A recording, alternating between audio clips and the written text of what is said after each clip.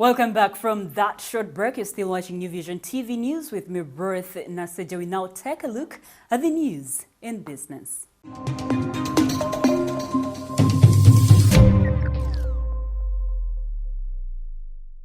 In business today, the quality of Uganda's road network is likely to depreciate in the 2019-2020 financial year due to a cut in the road maintenance budget approved for the Uganda Road Fund by the Ministry of Finance. The fund was allocated approximately 337 billion shillings, a 93 billion shillings cut from last year's 430 billion shillings, to finance maintenance of 140,000 kilometers road network. This, according to experts, will lead to fragmented and shoddy maintenance works as the fund and its stakeholder agencies struggle to prioritize within priorities. Already, both the Uganda National Roads Authority and the Kampala Capital City Authority account for approximately 10,630 kilometers backlog of roads that are overdue for maintenance. Of these, UNRA accounts for 10,000 kilometers. Works and Transport Minister Monica Zubantega recently said improved road infrastructure is significant to the country's attainment of the National Development Plan objectives and called for sustainability in road maintenance funding.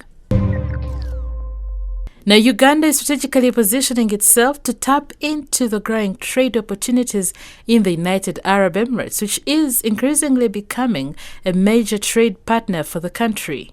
Statistics from the Bank of Uganda indicate that the United Arab Emirates accounted for $259 million, which is 948 billion Uganda shillings, of the $264 million, which is 966.5 billion shillings, total exports to the Middle East in March this year, ahead of COMESA as the leading destination for Uganda's exports. Riding on that background, the Uganda Embassy in Abu Dhabi, in partnership with the Association of Ugandans in United Arab Emirates, have organized a 4-day convention in Dubai. The convention, slated for October 15th to 18th at Hyatt Regency Dubai, seeks to provide a platform for the private sector to showcase their products to potential buyers to allow deeper penetration of Uganda products into the Middle East country. Speaking at the launch at Hotel Africana over the weekend, the AUU representative Kadil Mutabazi said the convention is expected to create stronger partnerships to promote more resilient trade between Uganda and the United Arab Emirates.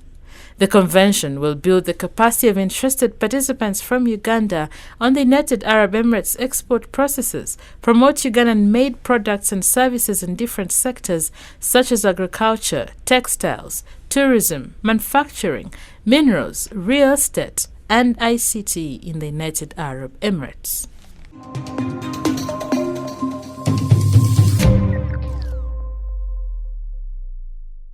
That is it for the news in business. We now take a look at our Daily Pearl of Africa series. Today, it is the Ugandan kob.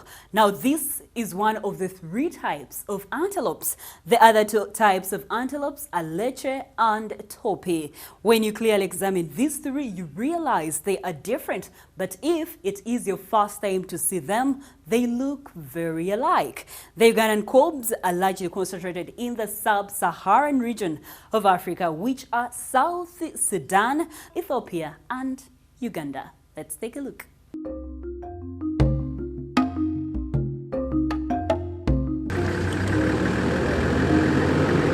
The Ugandan kob is so dear to Ugandans. Besides the representation of the tourism potential in Uganda on the Uganda coat of arms, the kob also represents the abundance of wildlife in the country. And this is very true. Uganda is one stop center for wildlife, be it plants or animals. You could differentiate the Ugandan kob from the other 2 antelopes by looking at some of its unique features. The Ugandan kob is reddish-brown, its horns are ridged and curved. Neck, eyes, mouth and belly are partly white. The male are slightly different from the female. They are more reddish-brown with bold black stripes fronting their legs. The young kobs don't have horns. At 18 months, a male kob is considered mature. for reproduction. For a female kob, it is at 13 months. However, these animals can live up to 17 years and even more if they're kept under captivity. For the kobs, gestation is about 8 months and their calves come out of hiding after 6 weeks. The kobs are some of the most endangered animals in the wild. This makes the young kobs an easy target for predators. Kobs are an important food source for many larger predators, especially cheetahs, lions, hyenas, African wild dogs, and sometimes larger snakes. But every animal has a defensive mechanism. When they are pursued by predators, they seek refuge in the nearest body of water. While in Uganda, you can find the Ugandan kob from all the national parks. Some of these include Queen Elizabeth National Park, Kidepo Valley National Park. The Uganda Wildlife Education Center also keeps some under captivity. These are basically for conservation and educational purposes. Kobs basically prefer living in low-lying flats or gently rolling areas with short and green pasture. They feed on tender green grass which keeps the plains in the state for regrowth, allowing new grasses to grow.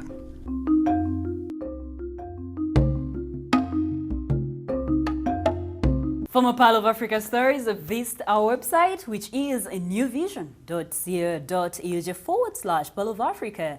A newspaper, The Sunday Vision, is also another home of adventures. Grab your copy every Sunday for Pearl of Africa stories. We now look at our special report today.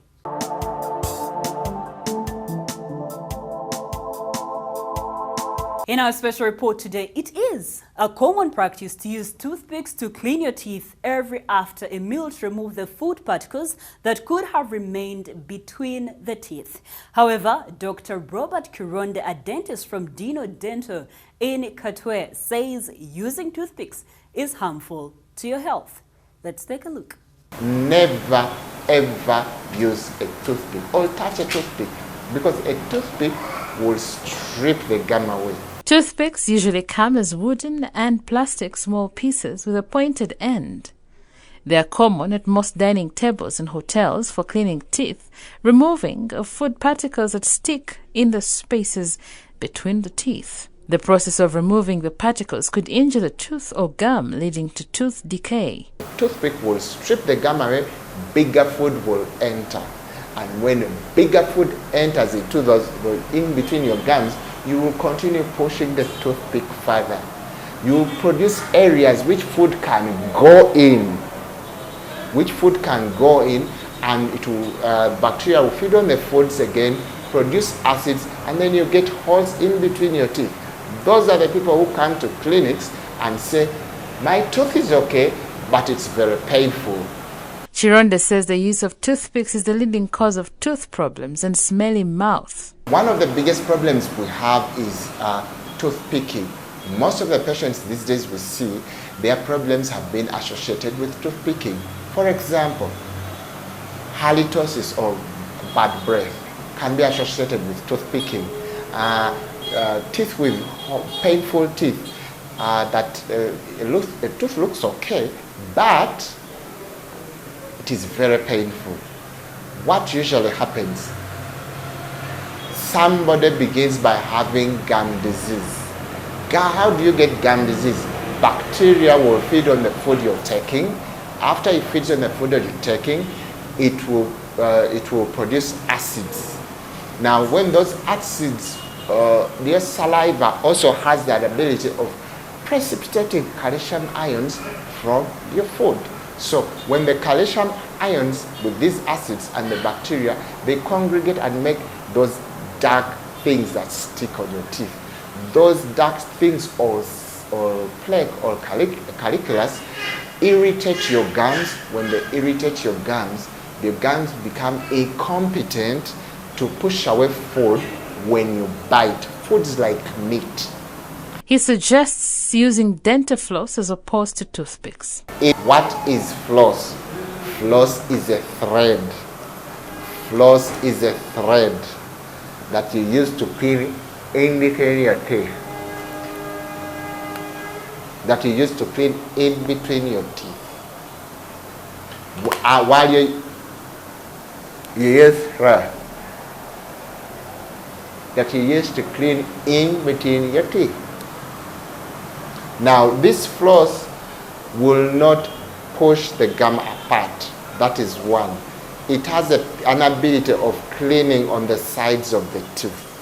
Another recommended way of cleaning the teeth is by mixing 500 grams of salt and 500 grams of bicarbonate of soda with warm water. This is the best thing that will help your gums heal. If you have a gum problem, if you have bleeding gums, if food is sticking in between your teeth, please learn how to use bicarbonate and salt mixture. How do you use the bicarbonate of salt mixture? You get a pack of 500 milligrams, mix in 5 packets of bicarbonate, I'm meaning equal quantities. This is 500 milligrams, and this is also 5 packets, each is 100 milligrams, that is 500 milligrams. Thereafter, mix it well, put it in a bottle. And then when you put it in a bottle, and before you go to sleep, get half a teaspoon, put it in a glass of warm water. Use that to brush. This mixture is so good that even when you have a bad breath, this is the starting point before you see the dentist. Babies and young children who are yet to use toothbrushes, Chironda suggests using a clean towel and dipping it into the mixture of salt and bicarbonate. You get a cloth before he goes to sleep, put in a solution of bicarbonate salt mixture, a very light solution, clean their teeth. A variety of toothpaste for sensitive teeth are available on the market, but the greatest caution from the dentist is never to use a toothpick.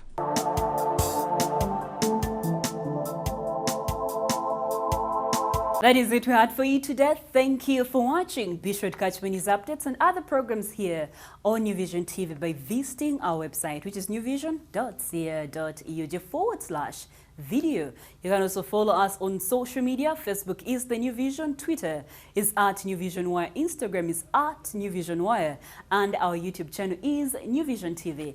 Catch up with me on my Twitter handle. I am Ruth the Voice. Before I say good night, take a look at this fact file.